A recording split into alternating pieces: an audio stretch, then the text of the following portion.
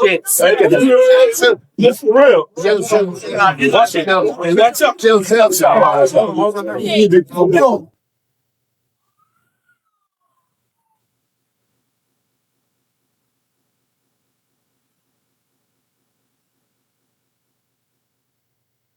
Imagine two of boxing's biggest stars colliding in the last place anyone expected.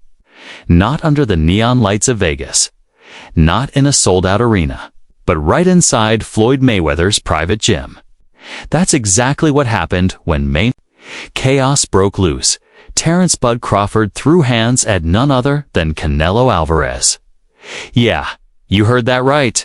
No contracts, no press conferences, no cameras. He said, all you fuckers. So how did this even start?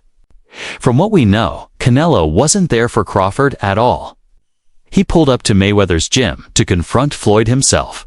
Why? Because Floyd's been throwing shade lately, reminding everyone he already beat Canelo years ago and calling him easy work. You could take a guy like Canelo, this guy could do, he can pick and choose who he want to fight. And I'm going to tell y'all the truth about Canelo. Easy, man. Easy.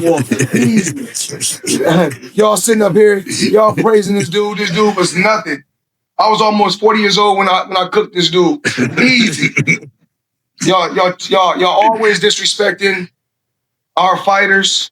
Live, only on DAZN, June 28th. Jake Paul versus Chavez Jr. Buy now at DAZN.com/boxing. But here's the twist. Canelo had no clue Crawford was already in the building.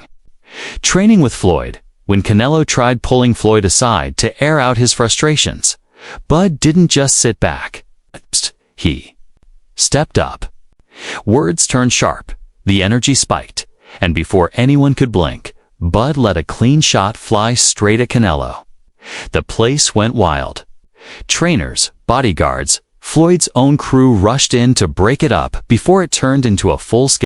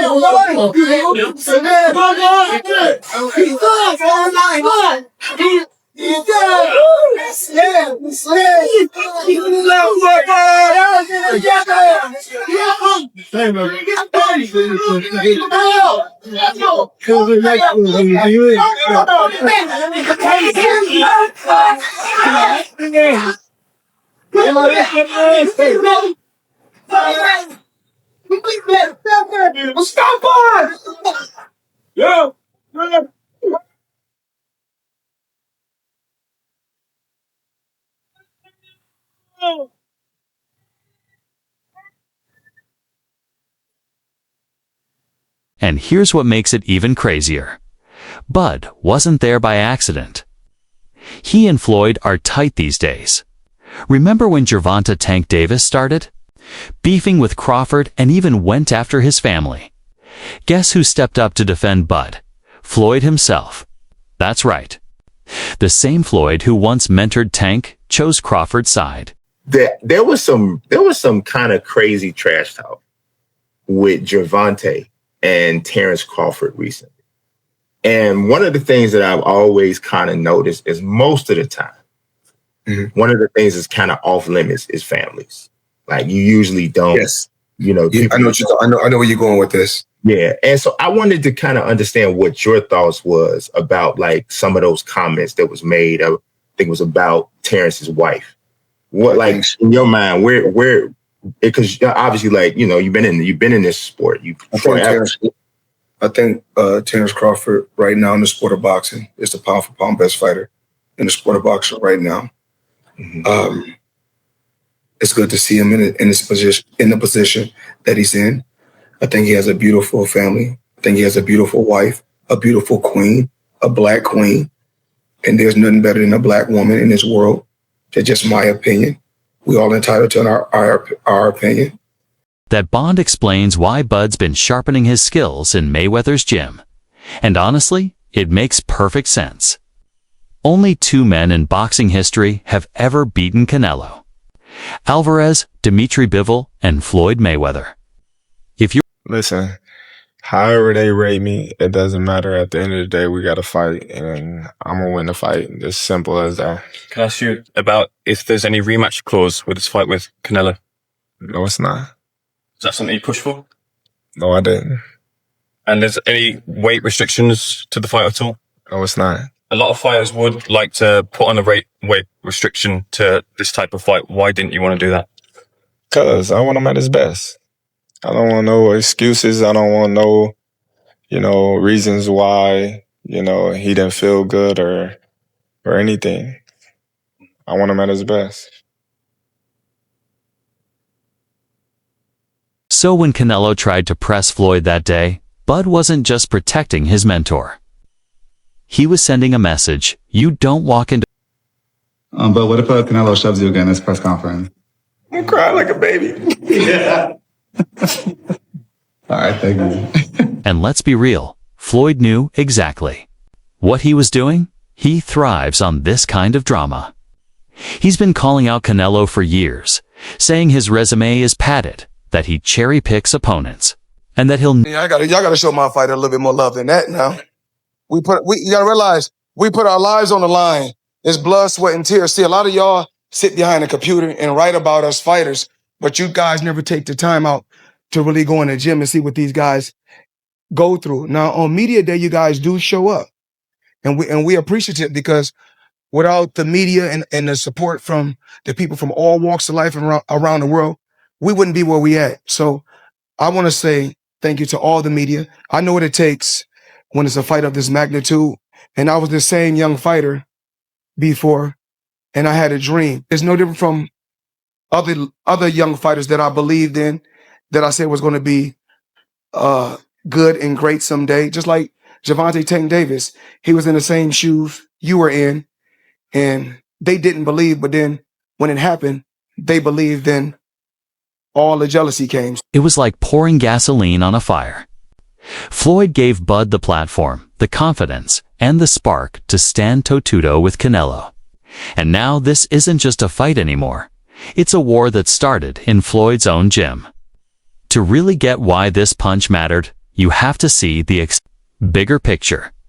Crawford's moving up, chasing greatness. Canelo's the king on top of the mountain. You say, I want Canelo. Is there anybody in the camp that would say, you're not ready for this? That's a big boy. He's strong. That's a conversation. It's not just, oh man, you will whoop his ass. Like yes, man type stuff. I'm not worried about Canelo. I'm not thinking about Canelo. I'm just focused on Israel Majimov. In a small way, is this a stepping stone to your dream fight? I don't look at fights as stepping stones. It's about now. But this clash isn't just about titles. It's about pride. It's about legacy. Crawford's been disrespected his whole career, called too small, too light, not built for the big boys. Like you said, if this Canelo fight, if you're able to be successful and victorious, like how important is it for you to be able to rank yourself amongst all the top guys that ever did this thing? It'd be great. That's why you take the chance. This is by far the biggest opportunity, but the biggest risk that I ever took in my career. Yeah.